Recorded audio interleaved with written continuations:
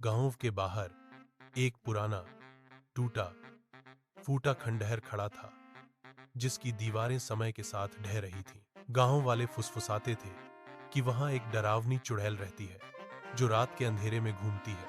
वे कहते थे कि वह चुड़ैल बच्चों को डराती है, उनकी नींद हराम कर देती है और उन्हें घरों में दुबके रहने पर मजबूर करती है। लेकिन इसी गांव में एक छोटा लड़का रहता था, जिसका नाम राजू था, और वह दूसरों से अलग था। राजू ने फैसला किया था कि वह किसी भी अफवाह से डरकर नहीं भागेगा, बल्कि सच का पता लगाएगा। वह जानता था कि जब तक वह खुद सच नहीं जान लेता, तब तक उसे चैन नहीं मिलेगा। राजू एक छोटे से शांत गांव में रहता था, जहां हर कोई एक दूसरे को जानता था। वह स्वभाव से बहुत जिज्ञासु था, हर चीज के बारे में जानना चाहता था और कभी कभी थोड़ा शरारती भी हो जाता था। लेकिन उसकी सबसे बड़ी पहचान उसकी बहादुरी थी, जो अक्सर उसकी उम्र से कहीं ज्यादा लगती थी। गांव के बाकी बच्चे खंडहर के पास भी जाने की हिम्मत नहीं करते थे। वे उससे दूर ही रहते थे। वे डरते थे और आपस में फुसफुसाते थे। रात को वहां से अजीबोगरीब हंसी की आवाजें आती हैं। राजू ने इन बातों को सुना, लेकिन उसके मन में एक सवाल कौंधा, क्या सच में कोई चुड़ैल है वहां, या फिर ये सब सिर्फ लोगों का डर है, जो उन्हें ऐसी बातें सोचने पर मजबूर करता है। राजू को पता था कि इस रहस्य का जवाब उसे जल्द ही मिलने वाला था, शायद उसी रात। एक दिन शाम को, जब सूरज ढल रहा था और आसमान नारंगी रंग का हो रहा था, राजू चुपके से घर से निकला।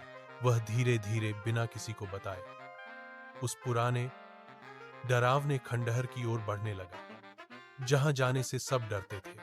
जैसे ही वह खंडहर के करीब पहुंचा, अचानक तेज हवा चलने लगी, जिससे पेड़ों की पत्तियां सरसराने लगी। खंडहर का भारी लकड़ी का दरवाजा अपने आप चर्रर्रर्र की एक डरावनी आवाज के साथ खुल गया।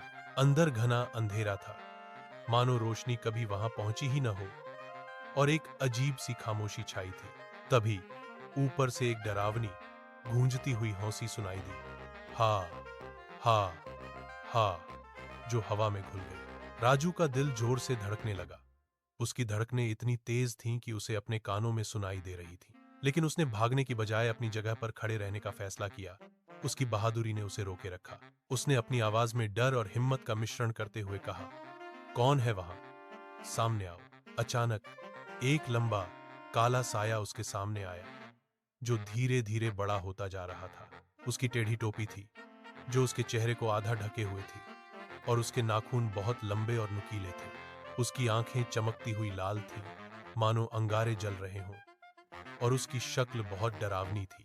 वह कोई और नहीं, बल्कि वही डरावनी चुड़ैल थी, जिसके बारे में गांव वाले बात करते थे। चुड़ैल की आवाज गूंजती हुई और भारी थी। उसने राजू से पूछा, छोटे लड़के, तुझे मुझसे डर नहीं लगता?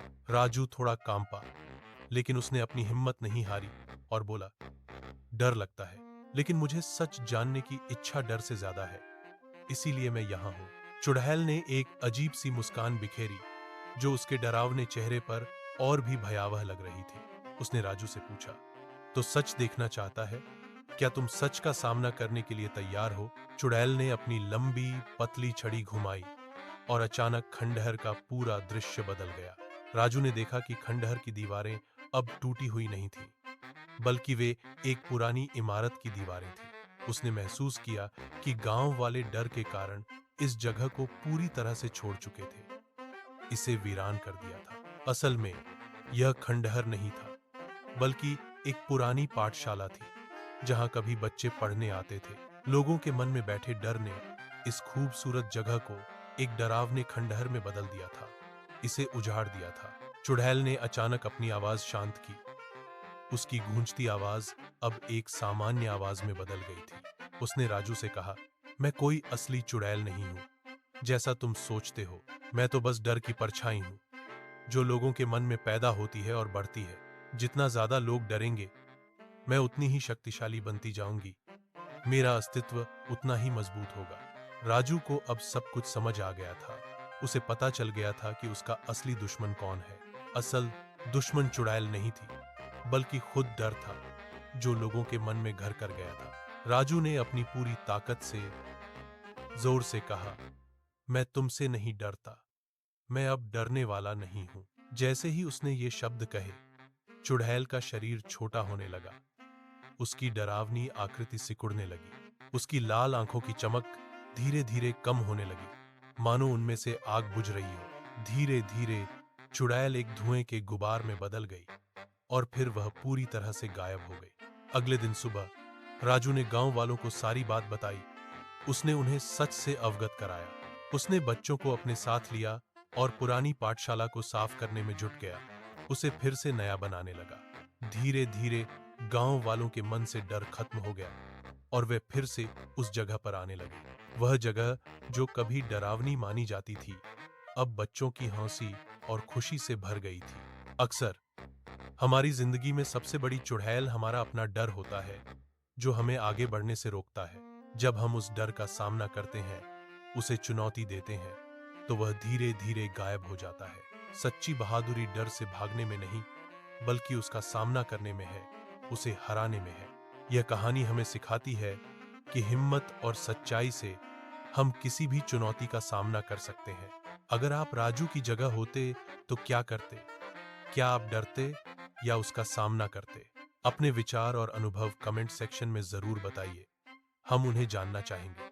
और ऐसी ही रोमांचक और प्रेरणादायक कहानियों के लिए हमारे चैनल को सब्सक्राइब करना न भूलें। बेल आइकन दबाएं ताकि आपको हमारी हर नई कहानी का नोटिफिकेशन मिलता रहे। देखते रहिए और सीखते रहिए, क्योंकि हर कहानी में एक नया सबक छिपा होता है।